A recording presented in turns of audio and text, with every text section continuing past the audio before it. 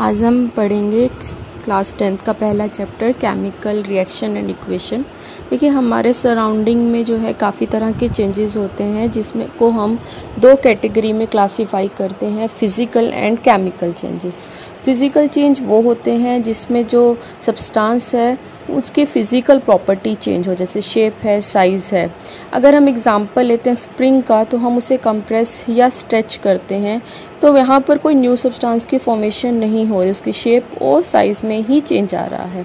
अगर हम आइस की बात करें कि अगर वो मेल्ट होकर वाटर में कन्वर्ट हो जाती है और उस वाटर को अगर हम वापस से रेफ्रिजरेट कर दें तो हमें आइस मिल जाता है। तो यहाँ पर भी कोई न्यू सब्सटेंस की फॉर्मेशन नहीं हुई है। करैक्टरिस्टिक की अगर हम बात करते हैं तो फिज़िकल चेंज में कोई न्यू सब्सटेंस नहीं बनता, प्रोडक्ट जो है आइडेंटिकल होता है रिएक्टेंट से और एक रिवर्सिबल चेंज है। उसके बाद बात करते हैं हम केमिकल चेंज की। केमिकल चेंज में केमिकल प्रॉपर्टी चेंज होती है सब्सटेंस की और न्यू सब्सटेंस की फॉर्मेशन होती है। करैक्टरिस्टिक अगर हम बात करते हैं तो केमिकल चेंज में जो प्रॉपर्टी है प्रोडक्ट की वो डिफरेंट होती हैं रिएक्टेंट से, एक इरिवर्सिबल चेंज रहता है, ये वापस नहीं हो सकता। देखिए अब हम कुछ एग्जांपल्स आपको दे रखे हैं, जैसे कि एक बर्निंग ऑफ कोल है। तो बर्निंग ऑफ कोल में भी क्या होता है कि चीफ कंपोनेंट कार्बन रहता है और यहाँ पर एक कंबशन प्रोसेस हो रहा है, ऑक्सीजन की हेल्प से कोल बर्न करता है और वो कन्वर्ट किस में हो जाता है, कार्बन डाइऑक्साइड में। और ये क्या है, एक रिवर्सिबल प्रोसेस नहीं होता है। बर्निंग ऑफ कैंडल की बात करें तो इसमें कॉन्ट्राडिक्शन रहता है कि ये फिज़िकल है या केमिकल, लेकिन यहाँ पर ये दोनों तरह का चेंज शो करता है कि फिज़िकल भी और केमिकल भी।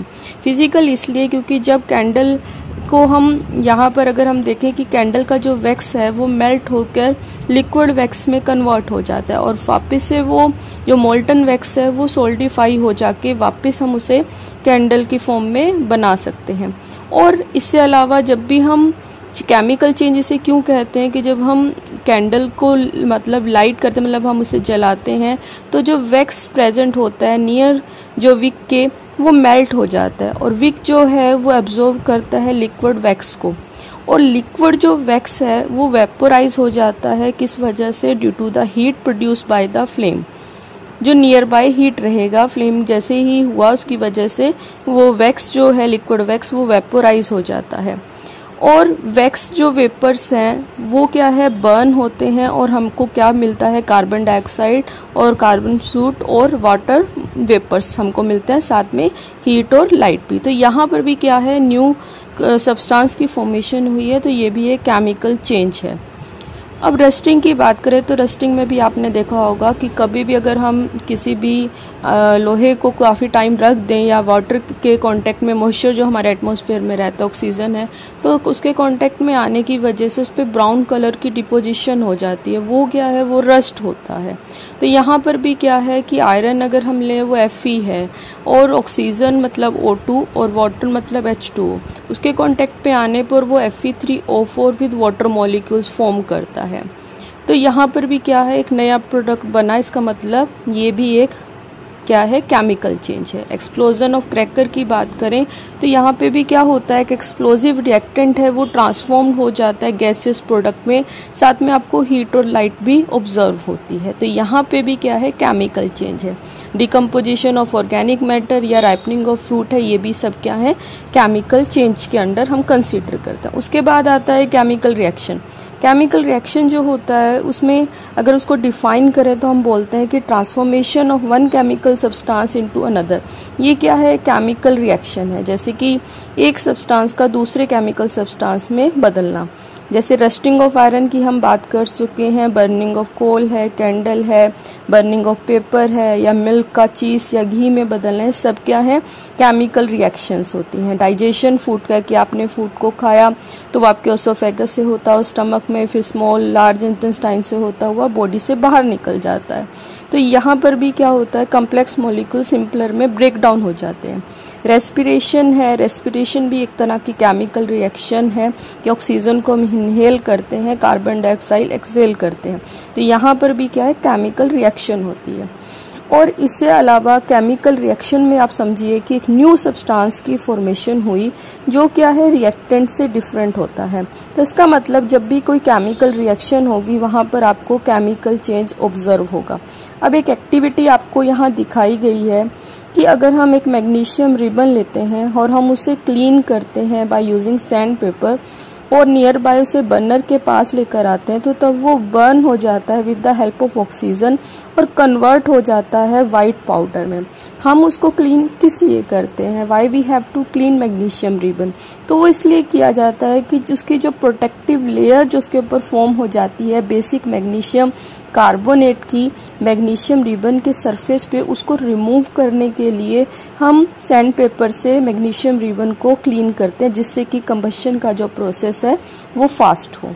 इससे अलावा देखिए यहाँ पर जो रिएक्शन होगी हम बोलेंगे कि यहाँ पर मैग्नीशियम ऑक्सीजन के साथ रिएक्ट करके मैग्नीशियम ऑक्साइड बना रहा है। उससे अलावा देखिए नेक्स्ट जो टॉपिक है वो है कि कैरेक्टरिस्टिक क्या है केमिकल रिएक्शन के। जब भी कोई केमिकल रिएक्शन होगी सबसे फर्स्ट रहता है कि एवोल्यूशन ऑफ गैस, कि कोई ना कोई गैस जो है वो रिलीज होती है। जैसे कि एक एग्जांपल आपको दिया हुआ है कि अगर हम डाइल्यूट सल्फ्यूरिक एसिड में जिंक के साथ रिएक्शन करवाएं तो वहाँ पर क्या है कि हाइड्रोजन गैस इवोल्व होती है।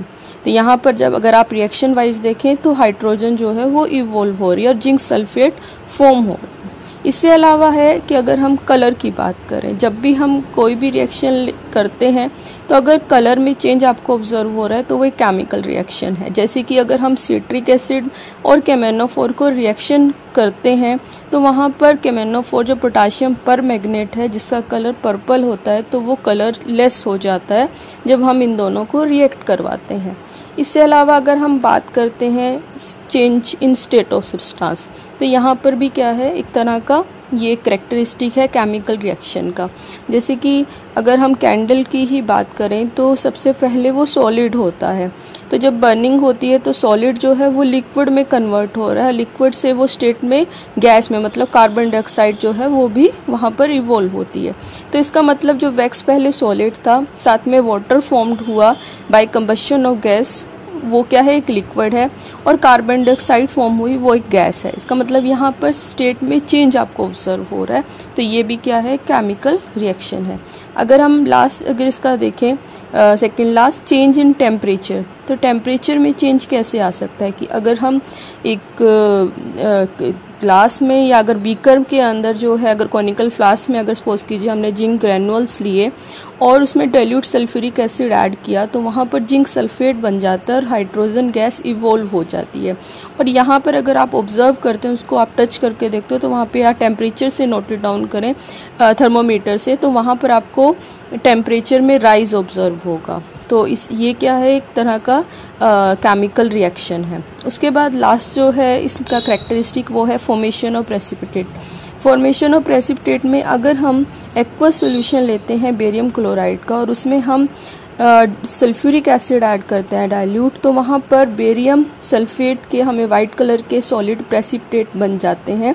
तो यहाँ पर जब भी प्रेसिपिटेट की फॉर्मेशन होगी वहाँ वो क्या है केमिकल रिएक्शन है। आशा करते हैं कि जो भी पढ़ाया गया वो आपको समझ आए। इसको दोबारा से अच्छे से समझिएगा। दोबारा मिलेंगे दूसरे वीडियो के साथ।